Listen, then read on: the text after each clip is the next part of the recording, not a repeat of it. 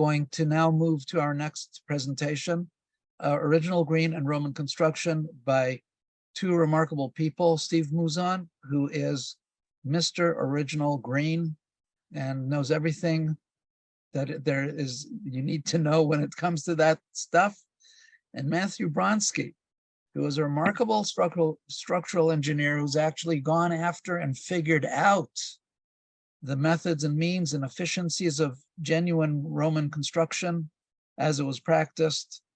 I want to invite you to the podium. Class is yours. The time is yours. Go for it, please. Okay, I'm going to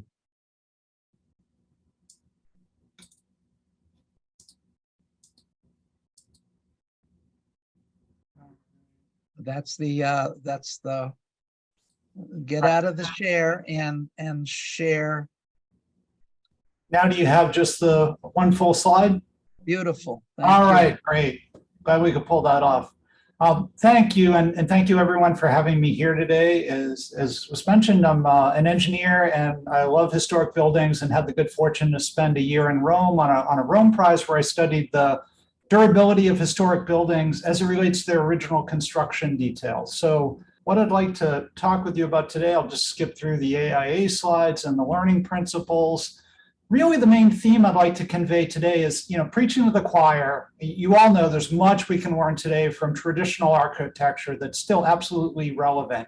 And my slightly different take on that is it's not solely aesthetic, it's not solely emotional, it's not solely about architecture and planning, but there are many technical engineering lessons that we can learn that are still really relevant today in today's world for designing and building well.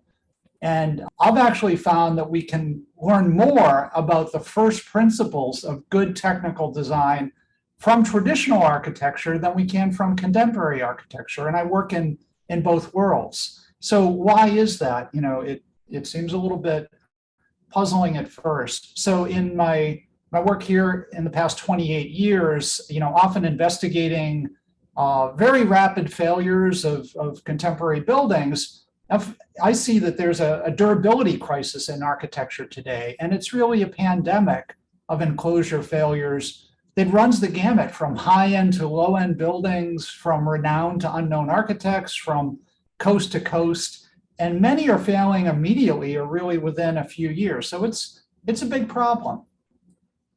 And these are just a few examples. The previous page just kind of lousy McMansions on any sort of cul-de-sac you'd see in the United States that probably had no architect and just a builder developer, all the way to really prominent buildings, by well-known architects and, with probably very talented teams of consultants that are just having, big issues and problems. And it's not to say that, those architects are dumb and they don't know what they're doing, and their consultants don't know what they're doing. It's that even, with really good teams and putting together, talented teams and having good budgets, things still go wrong. So it's just making the point that we are in the midst of this durability crisis, and, it's touching every realm of architecture and the built environment from low end to high end. So why is this happening? And what are we doing wrong that we were doing right before? So I think there are a few reasons for this. And, among those reasons are aesthetic innovation, constantly pushing the envelope and trying to come up with something entirely new, forces innovation in detailing. So it's possible, but it's certainly not easy to get details right the first time we use a new material or a new form or a new method of construction. But kind of moreover, we're also forgetting some really basic fundamental principles of designing for durability. And I think that's what these older buildings really have to teach us that's so relevant today.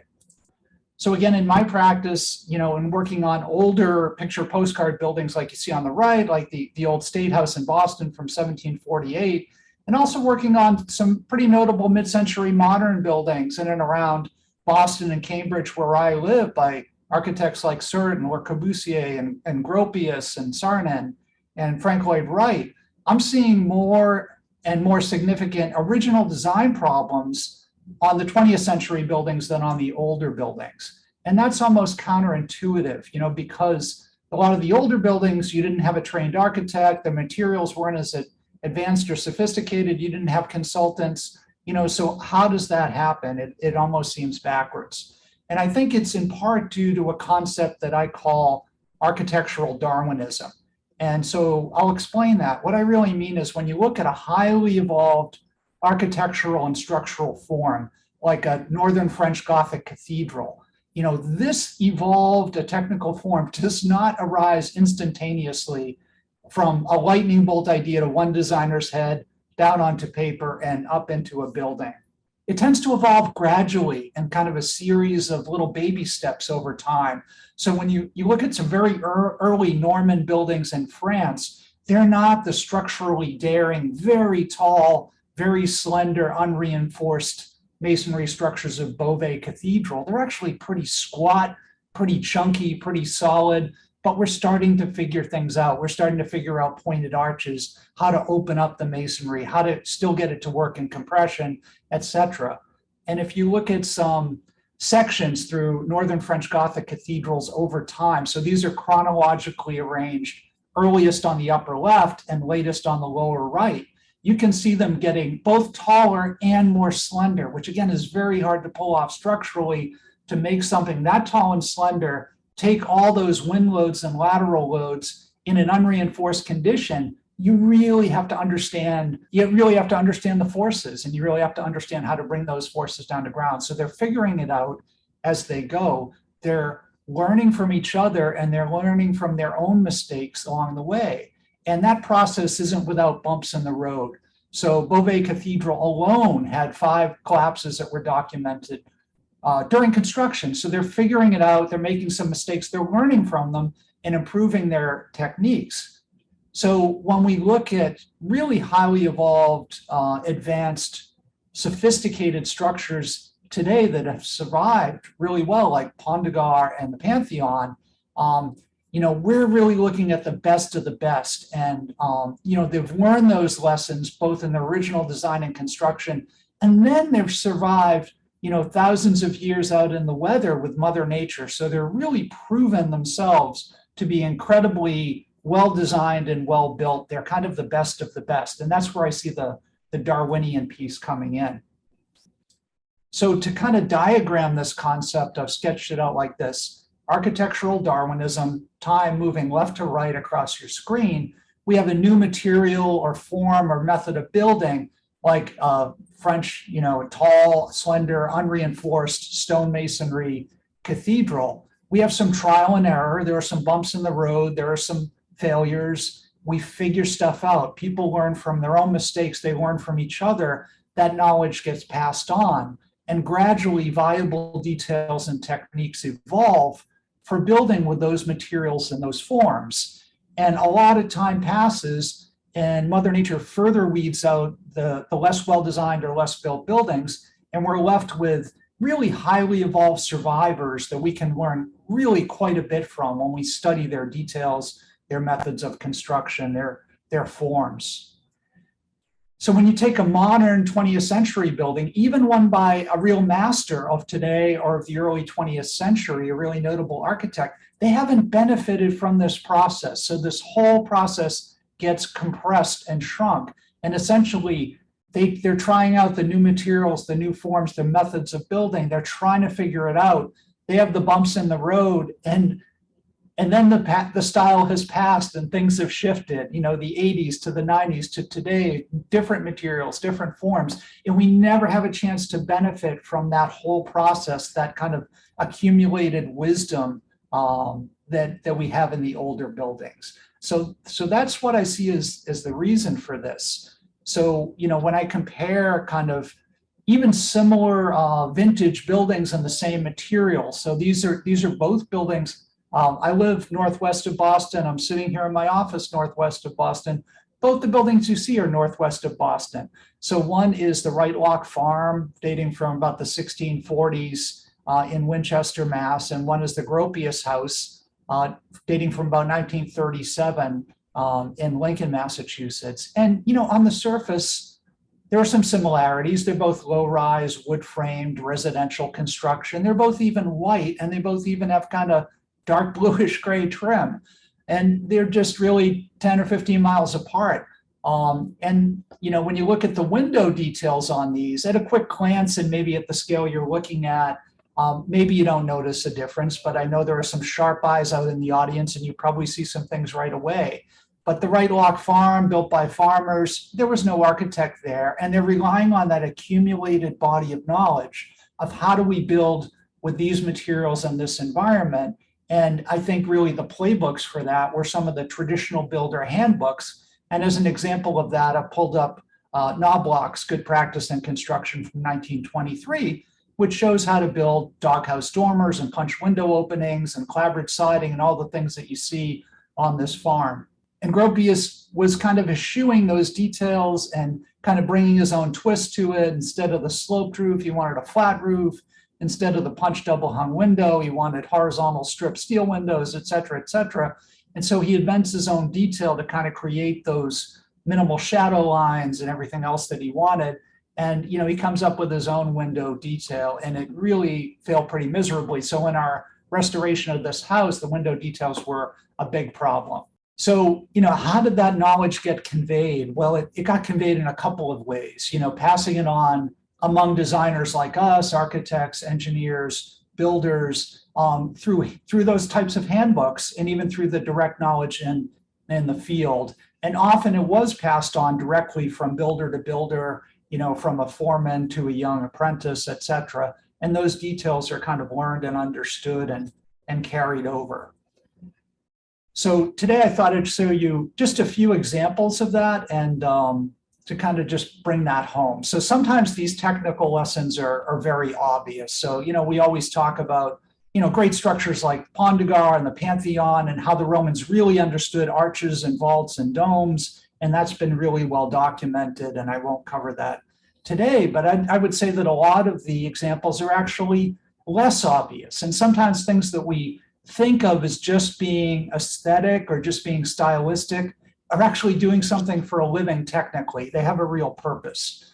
So, for example, one traditional form, not just from ancient Rome, but for thousands and thousands of years in Rome on buildings of different periods and styles, are kind of these common facade forms. So here you see, just looking down, a street in the center of Rome, and you see these ledges, these band courses, these window hoods and pediments, and kind of all these elements that project out from and articulate a facade. So, we understand what they do aesthetically, they look great, but are they just aesthetic, or are they doing anything for a living? So, when modernism comes along and says, well, we don't really need all this, it isn't of our time and age, and we can strip this and just show a very simple planar facade that's of our time and age and truly modern, okay, that would make sense and that would be okay if those elements aren't doing anything. But are they doing anything? So I would argue that they are serving a really important function technically. So what these are doing is, to understand it, you have to think about, these are very thick masonry walls. They don't have the conventional waterproofing layers of today. They don't have a rain screen, they don't have a cavity, they don't have membranes, all those things that go into new contemporary construction.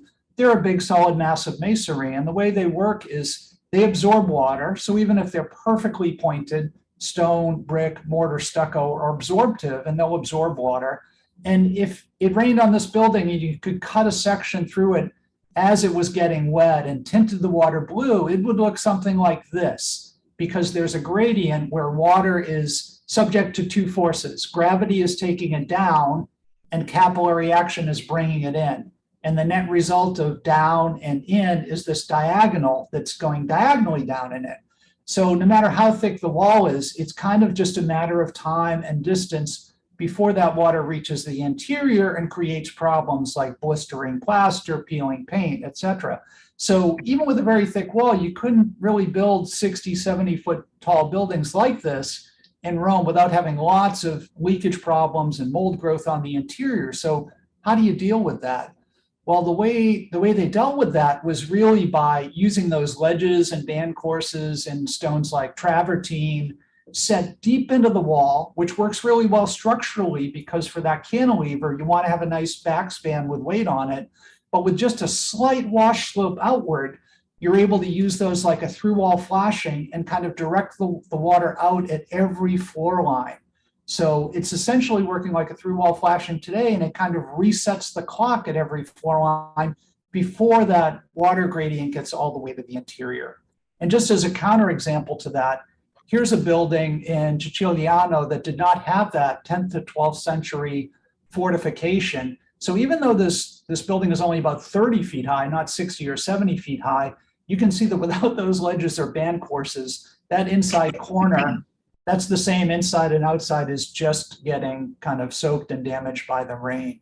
And going back even farther to ancient Roman construction, here are some photos from Ercolano Scavi, where we can see from 79 AD that they're actually building this pent roof back into the wall. So taking the time and effort to build the clay tile in this little roof back into the wall to, again, kind of serve like a through wall flashing, capture that water and get it out.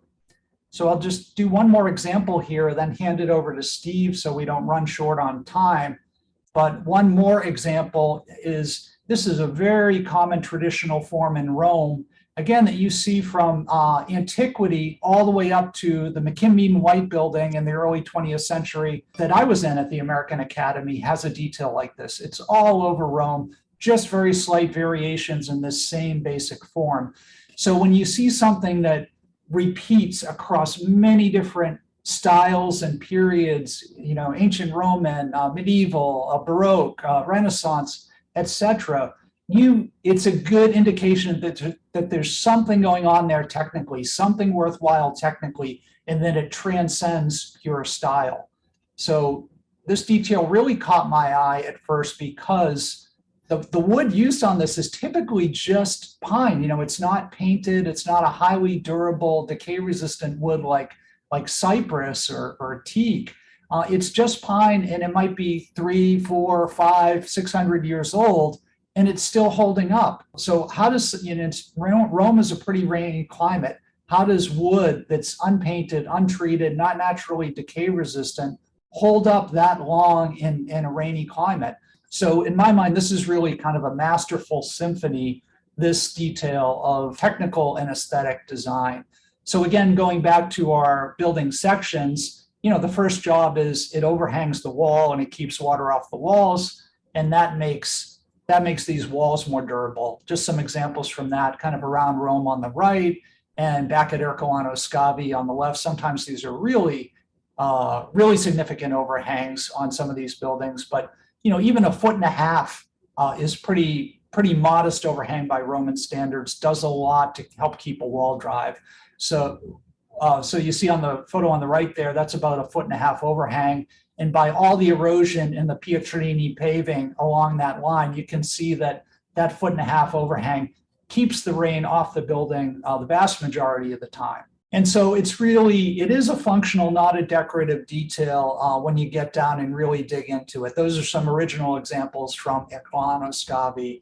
And the reason for that is this. So these are essentially wood elements underneath the lower cord of the truss in the attic, and they're at about 10 feet on center that you see projecting out right here. And then the rafters are about 1 foot on center, and then a continuous horizontal rail between them. So the element projecting out has that type of beautiful cut on it. You might think, well, gee, why not just cut that off straight? Well, structurally, the form that wants to be is that triangle. So, you know, that's the moment diagram. It's a cantilever with a point load on the end. Really, it wants to be that triangle. And you might think, well, why would you bother to cut that off? You know, it's kind of extra work. The reason you want to cut that off, again, is coming back to our wetting gradient. That raw wood end, the end grain gets wet, gravity is drawing it down, capillary action draws it in, and essentially that lower triangle is the part that's going to rot very quickly. And by cutting off that cancer before it starts and not exposing that end grain, you're prolonging the life of that member. So then you might say, well, why not just cut that off in a straight diagonal? Surely all those little ins and outs are purely decorative. Well, they're not purely decorative. They're beautiful, but they also create little drip edges all the way along. So with that overhang on the roof, this seldom gets wet. And when rarely does get wet with a horizontal wind-driven rain, now you've built in all these drip edges so that it dries out very quickly. So that's kind of the beauty and the logic, the technical logic that's buried in some of these details that if we look closely enough, they really start to speak to us. So with that, I'd like to hand it over to Steve and let him take it from here. Okay, can you see this now? Yeah. Okay, so How did you do that? I created a PDF and it let me do that. It let me share the PDF. For some reason, it wouldn't let me share Keynote. I have no idea why. Like I say, it's a whole new system that I've never presented on before, but it never occurred to me that it would change. But anyhow, so yeah, let's go ahead and get going here and see where it goes. So the original green basically is an attempt to talk about sustainability in a common sense and plain spoken way. One thing quickly, and that is down at the bottom. This is going to be a fire hose of information. You won't remember it all, but anyhow, there's more information on originalgreen.org. And then if you want to tweet Cass, then feel free and if you want to use the Original Green hashtag, that'd be great. But anyhow, let's get on into it. The book came out in 2010, but it was only the foundation of a lot of stuff that have been building upon these principles since then. But basically, the basic proposition of sustainability, the way I define it, is keeping things going in a healthy way long into an uncertain future. And when the book came out, I was only talking about sustainable places and sustainable buildings, but I came to realize in more recent times that it is necessary to have the society that is building a place or that is inhabiting the place for the society to be sustainable as well. Otherwise, like the place illustrated in the first image, which obviously is Rome, at its height in ancient times, it was the capital of the ancient world. But in medieval times, I understand that it shrank down to 10,000 people or so, something like that, not because the city had changed or the buildings within it had changed, but because the society had changed. And so it's important to have all three. And so that's a very recent thing that I've added. So yeah, it's but I don't want to give the wrong impression. It's not just low tech, if for some things, unlike what you would be thinking after my tech troubles here, but I try to have the best tech I can have for what I need tech for. And so it's not just low tech. It's also not just gizmo green, but let me tell you what I mean by gizmo green. Gizmo green is a proposition that with better equipment and better materials that you can achieve true sustainability, but that actually is not true. It is only a very small part of the big picture of true sustainability. And also gizmo green is totally based on the proposition of let me sell you something. Whereas the original green, many things are very inexpensive and some of them are even free, whereas Gizmo Green is just trying to separate you from a lot of your hard-earned cash. And also, it's not just historical things. It is because it's based on the idea, actually, that true sustainability, the operating system of it, is a living tradition where we continue to learn and move forward. Obviously, the buildings in this image are not the primitive hut. They evolved quite a bit to get to that point. Okay, so within the sustainable places, the place should be both nourishable, accessible, serviceable, and securable. And by that, I mean that a nourishable place is one where you can look out onto the fields and onto the waters from which much of your food comes. Now, we'll always be able to get spices and such from halfway around the world because they don't weigh much, but the main ingredients really ought to come from nearby. And there is, but now here's what I want to mainly talk about because some of you know about just the more basics of the original green. Hey. I'm sorry. Okay. He didn't, but he emailed a couple of weird emails, and then I tried calling him. So I will. Okay. I think that's another conversation. But anyhow, Okay. So what I'm showing here are some of the things that I've been building upon. I'm being called right now by Daniel, so I'll be right back. Ever since the book came out almost 13 years ago. Some of these things are what I call toolkits, which are more specific. It's almost like a miniature pattern book. Others of them are guidelines, which is more of a thing encouraging people to do things a certain way. And then others of them are entire books. But So these four here, the agricultural aesthetic is more of a guideline to help people understand how to make edible gardens is lovable and as beautiful as ornamental gardens.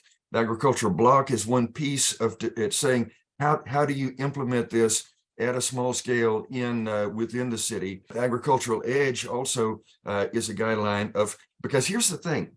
If you have a long view into nature, whether it be water or agriculture or forest, that dramatically increases the value of the architecture that is looking into nature. The Lotus Mission is an entire settlement that is created. Actually, it's basically an assisted living for people with autism, but it looks like a regular community in so anyhow, that's a whole toolkit for an urban edition based on agriculture. Accessible places are those where you have a number of choices of how to access the place, including the self-propelled ways of walking and biking. Now, there's the tools here that have been built on that. Walk Appeal is a book that is well along, because it's not good enough for a place to just be walk. You're able to walk there. You now need to find it appealing, so you really want to. There's a street tree toolkit. The Sky method is an entire method of creating new thoroughfares within urbanism as it subdivides into many more things over the years. Pienza, according to the local historian, started out as an 11-acre Roman subdivision of family farms that by many subdivisions over time, you now have the street and path network. Blocks and boxes is a way that you can civilize big boxes for the urban environment. Serviceable places are those where you can get the basic services and needs of daily life within walking distance in your neighborhood. I call it the web of daily life. A lot of other people call it the 15-minute city. And of course, if you have single crew workplaces in incubators, then what you can do is you actually can incubate and grow kind of home grow businesses from the ground up. Of course, there's a whole toolkit coming out on neighborhood groceries in a number of forms. Accessory commercial is something that quite a lot of people have been working. Well, actually, this is ancient. A lot of people are working to bring it back into urbanism. There's a top 10 things that aren't what you would normally think for how to begin to bring real vitality into downtowns that are normally too disconnected to be able to pull that off. Tool tag planning is a method that I'm currently developing that basically begins with tactical urbanism, but instead of doing a normal plan, you say, well, you kind of tag a place on the map. You say, we need one of these here, we need 3 of these over here, and so forth. A very lean way to go. Securable places are those where, in those less secure times in every city's future, you can secure the most vulnerable parts of the urbanism, like the interior of blocks with controlled access, but leave the streets open for everyone to travel up and down. There's a trend indicator guideline that says if these things are happening, then your trend is upward in terms of the security of perceived security of the place. For example, are children allowed to play hide and seek in public instead of just their backyard?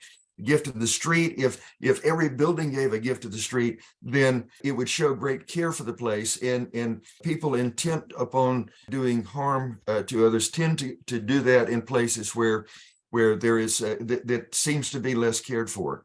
And then eyes on the street there'll be a toolkit for that, and the idea is, how do you get more organic eyes on the street, namely people out just simply living their life, as opposed to that's good eyes on the street. Mechanical eyes on the street, a bunch of security cameras makes you, that gives me the feeling, how safe is this place anyway if they need all these security cameras? Then the buildings must first of all be lovable, because if they cannot be loved, they will not last. And then durable and adaptable and frugal. And actually, it's the first time to give this presentation, I should have said the first part here, but anyhow, otherwise they'll be carted off to the landfill as soon as they're paid for, if they're really unlovable. There'll be a site called the Demolition of the Month that chronicled demolitions in Europe for no reason other than the fact that they were unlovable. And so within the lovable buildings, there's a number of different things that I'm building upon that. Again, the idea of the living traditions that I mentioned are are the best vehicle for developing architecture that in a place that will be loved by the people there. The vernacular classical spectrum is a tool that I've actually used for about 20 years, and building other tools on top of it. There's a new idea that I just proposed a couple of weeks ago called Goldilocks messy. You know, sometimes we tend to make things too perfect, but a place seems like it has real vitality if it doesn't just look plastic and perfect. And so, what is the just right level of messiness that actually seems to be a living place? Developed a number of SketchUp libraries of basic components of stuff that's been figured out, and to have a range of ways of going about things. The town architect method that I use, because I tried almost every other method, the one I use is a face-to-face principle-based method. You know, the normal proposition is, thou shalt do this because I have better taste than you. And the person you're reviewing says, oh, no, you don't. Oh, yes, I do. And then that ends up doing very little good. But if it's principle-based, then everybody is allowed to think again. You say, we do this because, and they say, how about this way that fits that principle? And I never would have thought of that, but it's like, okay, good. Yes, let's do that. Builder workshops or things where I go out and actually I'm the helper, and there's another master craftsman, and together we're building things like 3 different sets of eaves from vernacular to classical and so forth. And so once people see it done, once the builders see it done, then they say, well, I can do that. And then it ceases to be a problem like it is. Forbidden Places is a book coming out. This is Major Alley in Palm Beach. And that would be completely, it's a little passage to like 8 or 9 houses. That would be completely illegal to build today. And in every city out there, in almost every case, the places that people love the most are those which are totally illegal to build. And so this will be a call for the reversal of that. Durable buildings, if a building is lovable, it needs to be durable enough to carry that lovability long into an uncertain future. There's a couple of tools here. Any of you who know Clay Chapman on Twitter, he's known as 1,000-Year House. This is his a little enclave of load-bearing masonry construction that he built at Carlton Landing. This is a place that open wall construction is a place called Mahogany Bay Village. I and a couple of colleagues did the design there, and this is just the wall framing. What we wanted to do is to be able to open the buildings up in the evening and get the cooler evening air. But the problem is if you're building with the regular stud sandwich with drywall on the inside, and just a summer shower comes up and it blows in, then that stud sandwich is very fragile to any kind of moisture, and so you have to shut them up all the time and air condition. Here, where you build like that, and everything is exposed, and it's Belizean mahogany from very nearby, then that becomes something that has a lot of resilience, and so you can open it up. If a building is lovable and durable, it needs to be adaptable enough to be used for many things over time, not just the original use. If it cannot survive the original use and be adapted, then it is a very unsustainable building, because you basically have to tear it down. As you can see from the sign, there have been other signs on this building from between Banana Republic and the time that it actually started out as a federal savings and loan. And so there's a couple of 2-3 tools here. One is tiny buildings, which actually the smaller the building, the more adaptable it is to many uses. And then a set of townhouse guidelines that you just put out. Missing middle housing is an initiative that was created by Dan and Karen Perlick. And I'm building an additional database of other types on top of what they've built. So we kind of have multiple levels of tool building here. If a building is lovable, durable, and adaptable, then it needs to be frugal, because if it's not frugal, whether it's frugal or not, if you try to tear it down because it doesn't meet LEED standards or whatever, people will stand in front of the bulldozers with their arms linked and say, oh, no, you don't. So it needs to be frugal as well. And some tools. Outdoor Rooms is a book that we're writing, and because what happens is if you can entice people outdoors into a great series of outdoor rooms, whether public or private, then they get conditioned to the local environment and can maybe throw the windows open when they go back inside and cut the equipment off. And there is no equipment so efficient as that which is off.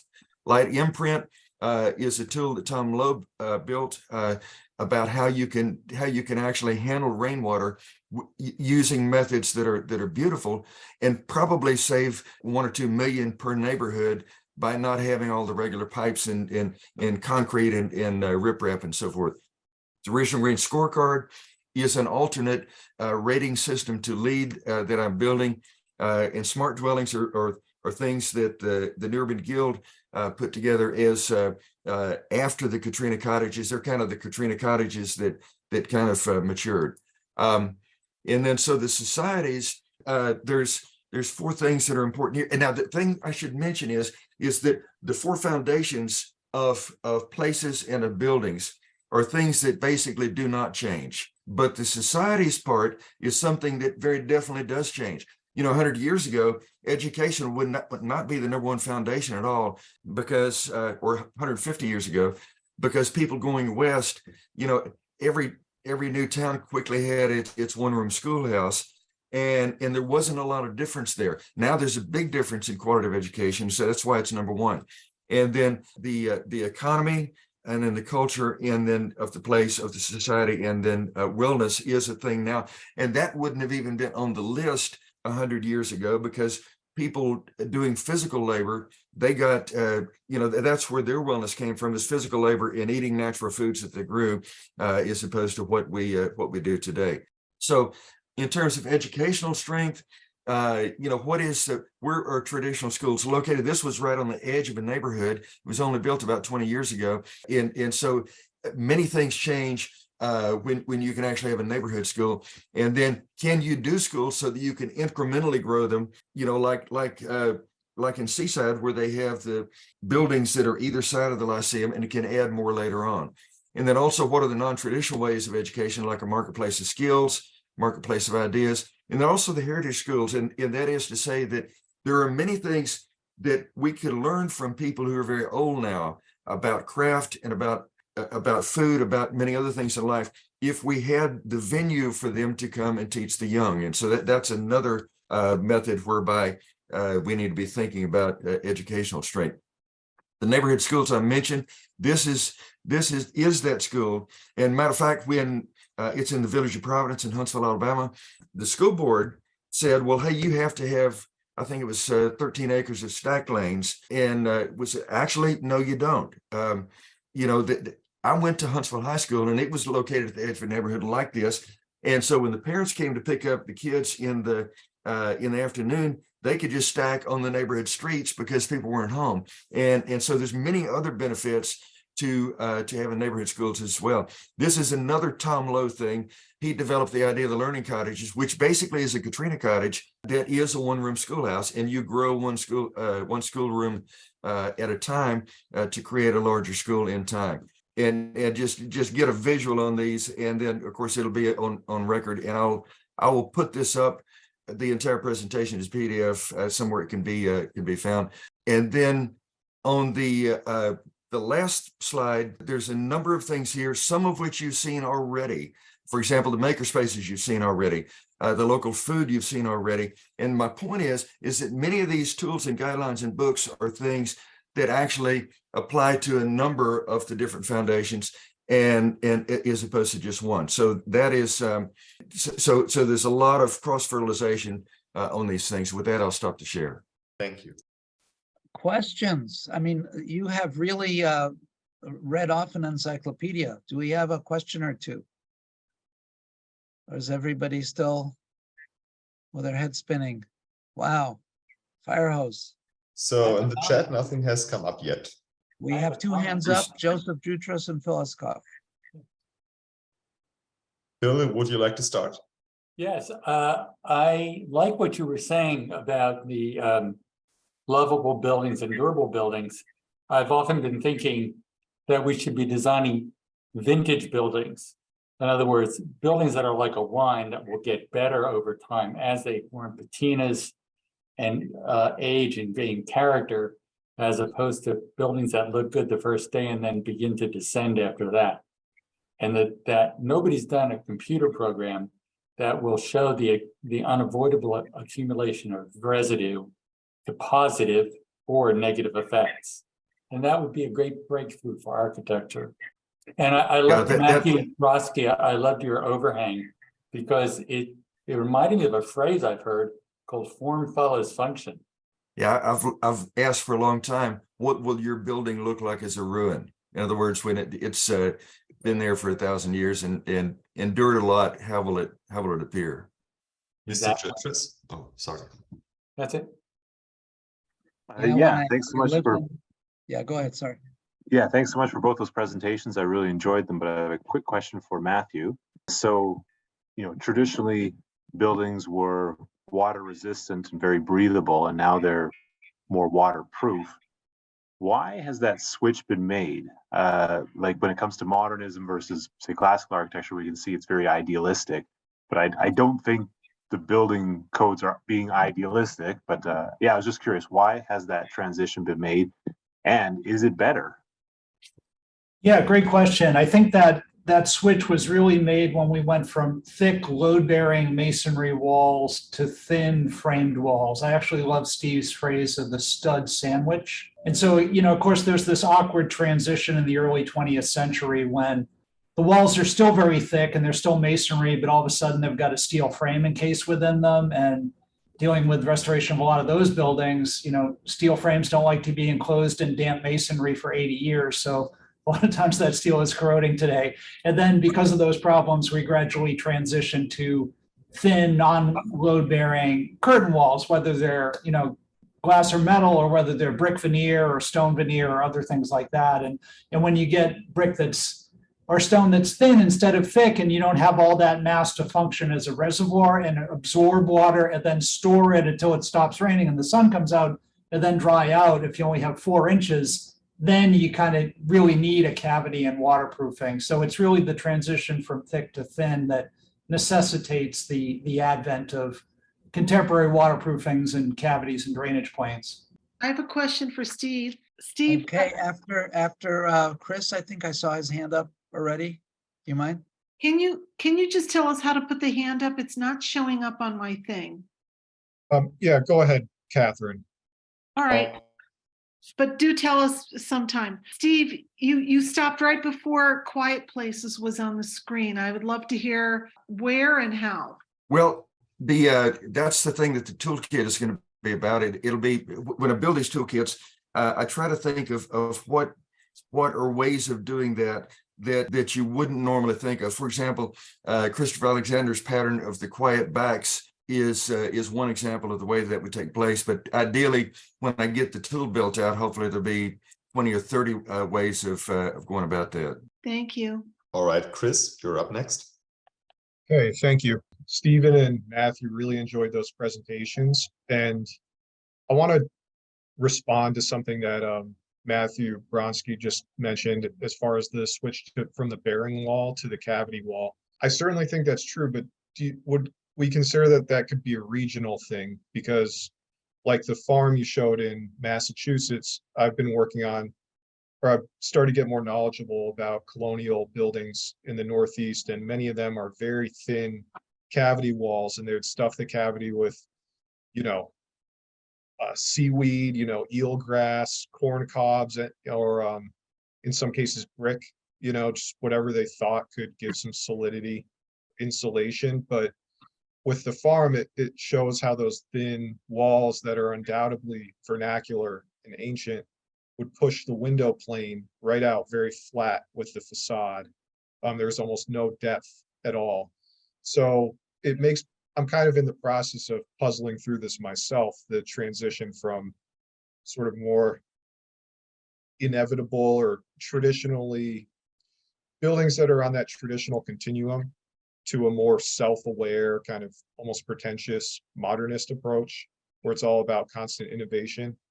I wonder if, in a way, these old cavity walls that you'd see in Japan or the Northeast or other wood frame regions kind of indicate a more inevitable gradual slide towards modernism, or if there is another event or distinction. And sometimes I would think about whether it's driven by an intellectually trained designer versus a practically trained craftsperson.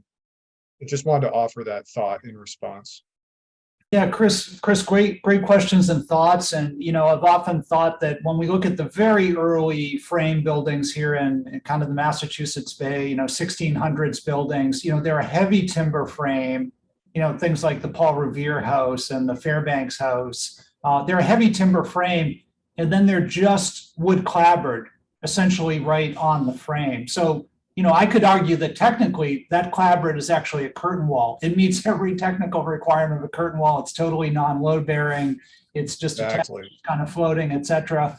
And then we get into kind of buildings that are stud framed instead of heavy timber framed, or along about the mid 1800s, late 1800s.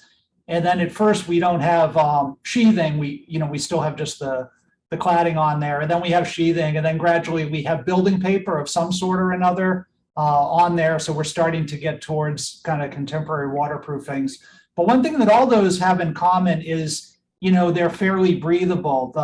They're easy in, easy out. So even when you get a little bit of incidental leakage through the clapboard or through the cedar shingles, if you don't have polyethylene vapor retarders and spray foams and things like that, that water has a really good chance to dry out to the inside before it causes a lot of damage like rot. So in a way, each of those buildings work pretty well in their own way to be durable. So there's kind of benefits to each of them. And I always like to think that when you work on one of those buildings, first you need to understand how it works and how it's held up pretty well for so long before you go and alter the way it's worked for 100 or 150 years. So don't be so quick to add spray foam or contemporary, air or vapor barriers to something that's kind of set up to breathe well and easily, and that's how it's been working. Very well said. That makes me think perhaps it's the detachment from those time-tested traditions that have us had architects making unwise decisions with materials, but then also the more consumerist, high turnover model for housing and construction that we have today. Yeah, and maybe just one more thought I'd quickly throw in, and working on a lot of these old houses like mine and kind of investigating contemporary houses and seeing the differences. One other really stark difference is, I had a very modest bungalow, that was built with inexpensive pine, and you can often tell kind of the amount of money that went into a house at the time in terms of what kind of wood they used. Was it oak or a nicer material, or was it? And my entire house was just pine, every floor, every piece of trim, everything. And, but it was built solidly, and it had, a flashing over every window head. And it was, it held up really well for over 100 years. And then I look at these new houses, and it's more like the money is never put into anything that's subsurface that matters, like good waterproofing or good flashings or things like that. They're just spending the money on things like sub-zero refrigerators and expensive kitchen counters and cabinets, and anything that's beneath the surface is the cheapest possible thing imaginable. So just a whole different mindset on where you put the money. Is it somewhere that's going to be durable and sustainable over the long term, to Steve's points, or is it going to be something that's good for a quick flip and a profit, and then the developer runs? All right. Thank you very much. I think there is one more question left in the chat. So Bruce asks, which solutions from the past are better to use now that we have different, not necessarily superior methods? Alternatively, what was the difference in spirit of invention that cut half of the outside beams, for instance? Could you repeat that? I didn't quite catch it. So I can also send it into the chat. So the first question is, there are basically two questions. Which solutions from the past are better to use now that we have different, not necessarily superior methods? So if there are any. Is it to lose or is it to use? You want to lose them, Bruce, or you want to use them? Bruce, could you elaborate on that? Yeah, I think he did mean lose them. In other words, what methods might fade away because we actually have stuff that is better construction methods now. In other words, think of moving from the primitive hut to Renaissance buildings, which you weren't building huts anymore, for example. I think that's what Bruce meant. I think this is exactly what he means, because he says which to lose. Yeah, sorry about that. Yeah, so I think it's a good question. I mean, I think Chris mentioned some of the stud walls that were infilled with, seaweed or sawdust and all that. And I think oftentimes when we look at some of these traditional or vernacular methods that, work pretty well, sometimes we think, boy, that worked pretty well. But there's this one thing that didn't quite work well about it. And if we just did this, we could really tweak it. The farm I showed, they actually had an ice house. So ice house behind the barn, and you can imagine that you cut ice in the winter, you store it, it has to last all summer and the days before air conditioning. So what they did was built double stud walls and filled the space between with sawdust. And, it was a great idea. And it's an idea that's, almost modern in its thinking. And it worked pretty well, except sawdust gets really soggy and it all sags down to the bottom of that cavity. So, there's the germ of an idea there that, with something that doesn't get wet and soggy and doesn't all sog down and slough, we can really make that work better. But the idea just really needs maybe a little bit of tweaking, and maybe we've got a slightly better material today. Yeah, and I would say that actually because of the fact that anything that is a shiny new thing in terms of processes and materials or whatever that comes out doesn't have, if it's very new, it doesn't have the track record of how it can fail yet. And so it might look very seductive. I remember back in the, I guess, the 80s that EFS was hailed as the great new material. And now we know of all the ways it can fail. And so it's asking, what can we lose? We need to ask that in favor of what that has actually been here for a while. Never lose anything in favor of a very new material, because we just don't know how it can fail yet, but we will find out. Yep, I think that we actually, we've been building cities for 5,000 years, recorded experience for 2,500. We know damn well how to build well. We've been living with technology for 200 years and we don't have a clue what to do with it. And what Mouzon said just now is hugely important. We need to find the mechanism by which the technology can age before it is made public. Technology belongs to us as tools, not as property for companies to produce for consumers. We're not consumers, we're humans. John Massengale had a really good question. You raised probably the weakest point of the American wood industry. Yeah, so what I said was that it's unusual on old houses to have pine floors. Oh, I know it's. Yeah, I'll elaborate on that a little bit. I used that just because it showed that my house was inexpensively built. It was a small house and inexpensively built, because in our neighborhood, the kind of least expensive houses were pine floors and pine trim. The kind of, middle budget houses, they'd have a nicer floor like oak or maple downstairs, and maybe even some of that trim, and upstairs would be pine. And, the higher end houses had the nicer hardwoods all the way through. So my point was, even in a very modest, early 20th century small bungalow that was clearly a budget house, they did spend money in the right places, which are the things that someone doesn't necessarily see. It's hidden beneath the surface, like, window flashings, but it's there to keep the house durable for the long term. That was my point. You also bring up another thing that wasn't mentioned at all. Maybe we'll talk about that in deep green, and that has to do with stewarding forests. You have here Matthew Bronski's 4 points. Analyze how time-proven traditional construction actually succeed and why they're durable. To manage water on facades and windows, promoting durability. The whole business of the natural materials and how to minimize inherent vulnerabilities. Steve Mouzon's 4 points are that the living traditions are the operating system of true sustainability. I'll sign on that one. It is essential for a place to be sustainable if you have to drive everywhere, etc. Bad idea. Buildings should have efficient equipment, but that is only a small part of building. That's an excellent point, because all that equipment, all that machinery is ephemeral. And what are your other ones? Oh, the last one, buildings on their own don't create sustainability. Societies. Sustainability is an effect of well-building. Let's get those certificates out there. Mr. Cantor, please, everybody who is signing up for certificates, you know the process. Thank you very much, Mr. Cantor. We have here the Yale University Press, who are a very good operation, are giving you a discount until June 10th for Professor Rybczynski's book. I put it in the chat window.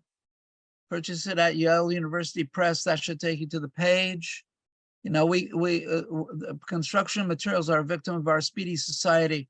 The speed society is an effect of other causes. I think that we lost our way sometime around 1800 with the introduction of industry and industrialization of everything. We thought it was about consumer goods. It really was about equipping people for a better and more useful performance in society, I think. Catherine wants a 10-minute break. I think that she should have it, and I think we're going into what is our last session. So with everybody's permission, I declare here another 5 minutes in the break. So that'll add up to something closer to a 10-minute break. We will let's meet at 20 past the hour. Sorry about the delay. But at that point, we will be only 5 minutes behind the original schedule. Mr. Cantor, don't forget after each session to stop the recording and start it again so that it'll be easy to not need to do any pre-editing work on them. So let's meet again on the 20 after the hour.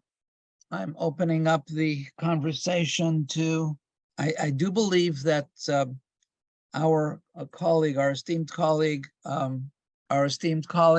Pablo Alvarez Funes, who is the Director of Education at the Classic Planning Academy, wants to share with you about our program as well. Professor Funes, go at it. 2 minutes. Take questions if they show up, and then let's move on to at 20 minutes after the hour, we'll start the other session. We're looking forward to John Simpson, Phil Esikoff, and Raymond Chan, London, Paris, Washington, D.C., a three-way conversation about 21st century fabric and urbanism. Our last session for today. Thank you all for your stamina. I suppose it comes with being an architect. Thank you.